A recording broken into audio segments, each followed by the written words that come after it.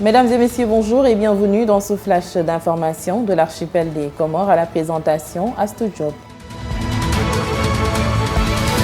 Un travail exigeant mais un salaire à peine suffisant pour subvenir à ses besoins. La précarité salariale dans la fonction publique comorienne n'est pas une anecdote isolée, c'est un dysfonctionnement qu'il devient urgent de traiter.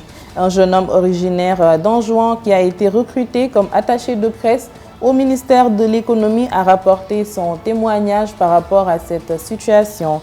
En société, le conseiller du président chargé de l'éducation, Moustakim Joubert, a conduit une délégation gouvernementale à Moélie ce lundi 9 juin pour préparer les prochaines assises nationales de l'éducation.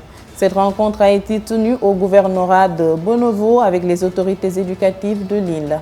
À l'approche des épreuves du baccalauréat, les autorités comoriennes ont décidé de placer l'intégrité scolaire au cœur de leurs priorités. L'édition 2025 du bac national s'annonce comme l'une des plus strictement encadrées de ces dernières années. En politique, la présidente tanzanienne Samia Hassan s'apprête à effectuer une visite officielle aux Comores. L'annonce a été faite ce mardi 10 juin par le porte-parole du gouvernement tanzanien, Gerson Sigwa, lors d'un point de presse à Dodoma.